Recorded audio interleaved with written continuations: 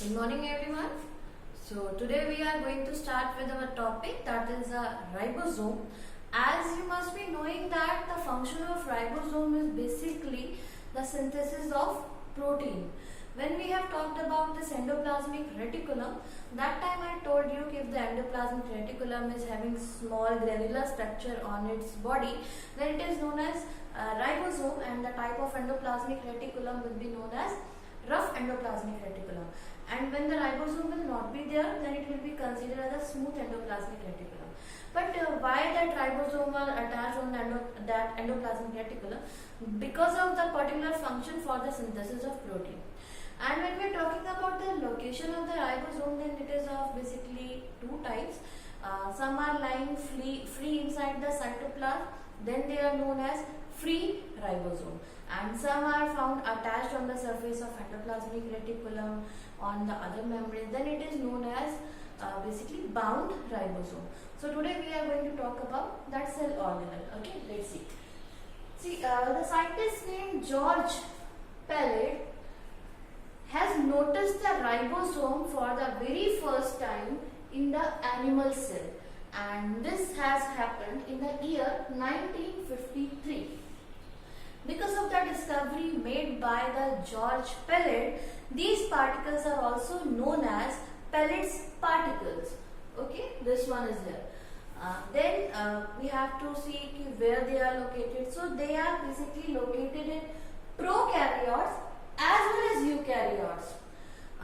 So they are present in both. But when we are discussing about the type of ribosome, then the ribosome found in prokaryotic is basically 70S type, and ribosome found in eukaryotes are basically 80S. Okay. So now we will be seeing what are the other things where these are not present. Then, except this mature sperm and mature mammalian RBC, they are found in all the prokaryotes and in all the eukaryotes. But these are the questions which you are going to be asked in your competitive exams. So where these ribosomes are absent. So this you have to notice, these are absent in mature sperms also. They are absent in mature mammalian RBC also. Although these are basically the eukaryotic structure, but they don't have. Then the next thing, found in cell organelles like mitochondria. So except these structure prokaryotic and eukaryotic, there are some ribosomes which are found in some of the cell organelles also. That is the reason they are known as organellar ribosomes. Okay, so in which cell organelles they are found? They are found in mitochondria and plastid.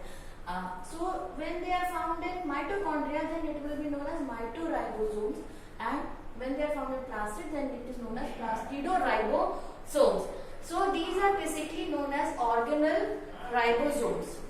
Then they are found in cytoplasm also. Cytoplasm, when they will be present, then it will be termed as free ribosomes, because they will be lying free inside the cytoplasm, floating in structure. Okay, then they are known as free. And when they are bound on any of the surface or any of the membrane, then it will be known as bound ribosome, like in eukaryotes. Why these bound ribosomes are present in prokaryotes? The reason is there that prokaryotes doesn't have any sort of membrane bound structure on which this ribosome can bind. That is the reason they have only free ribosomes. Next thing, they are basically more in numbers which are having very active sort of functions. So numerous in actively synthesizing cells like liver cells. This is also very important for your competitive classes or exam, that they are present in liver cells. Other thing, like these are the actively synthesizing cells. These are basically meant for the synthesis of few substances or the materials. That is the reason they have active ribosomes. Like pancreatic cells, they are present in meristematic cells because they are also very active. Endocrine cells, yeast cell, lymphocytes. So you must have been noticed that these are the cells which are having very rapid rate of cell division also. That is why they are present in more in number in these cells. So make it as a start point and learn it.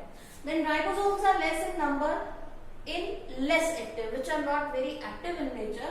So like starved cells which are not having any sort of proper nutrition, that it will be considered as a starved cells. And this is also very important for you. In cancer cells, they are having numerous ribosomes, because they are also, when we are talking about the cancer cells, due to the oncogenes, their multiplication rate is very fast. That is the reason cancer cells are also very active in nature. Okay, so that is why they are having numerous number of ribosomes. Please make it as a very important. Then many ribosomes line up. When many ribosomes are attached on that ribosomal chain, it is going to make basically the protein synthesis required attachment of ribosome on the messenger RNA chain. So many ribosomes line up and join mRNA chain. So there will be the messenger RNA where ribosomes are going to attach. So because these messenger RNA chains are very long, so for the protein synthesis, n number of ribosomes are going to attach at a particular distances. So they will be known as polyribosomes. When more than 1, 2, 3, 4, 5 or more number of ribosomes are attached on the mRNA, then they will be termed as polyribosome. This one is also important. Now next thing, when we have to talk about the type of ribosome, that I have already tell you, that 70S and 80S. 70S found in prokaryotes and these are found in eukaryotes, cytoplasm of the eukaryotes. Okay, then in eukaryotes they are this 70S. This is also the sort of important thing which you should know. In eukaryotic cells, although 80S ribosome should be there, but in cell organelles, basically mitochondria and plastid, they are having 70S of ribosome instead of 80S ribosome. Okay, then we are going to talk about the units through which they have made. So when we are talking about the ribosome, then ribosome is basically having the two units. One is the larger unit and another is the smaller unit. Then larger unit is this one and the smaller is this one. The thing is that when they are not synthesizing any sort of protein, that time these two structures are getting dissociated. Means larger unit will be lying and the smaller will be lying. But when they have to associate or they have to form the protein, then only they are going to club together so as to synthesize the protein. So when we are talking about the smaller subunit and the larger, this one is the larger. When we have taken the 70S, then in 70S, this unit is 50S and this one is 30S. Then this 50S subunit is having 23S RNA and 5S RNA. This you have to learn very properly. Okay, so 23 and 5, this will be having 23 as well as 5S. And when we are taking this 30S, then this 30S is having 16S RNA, and the number of protein which this 50S is having is 34. 34 different proteins are there, and in this one we are having 21 different proteins. Okay, and then next thing is here that when we are talking about this eukaryotic cell, then this subunit, that is bigger subunit, will be having 60S and this one will be 40S.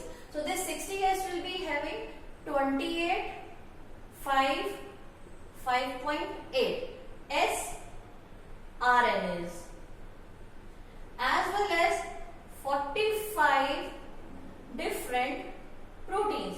And when we are talking about this 40S subunit, then it is having 80S RNA plus 33 different proteins. And for making the association and dissociation, there is one more important thing which is required, that is a magnesium ion. Magnesium ion is required for their association and dissociation basically. So this is all about the structure and the location where they are placed.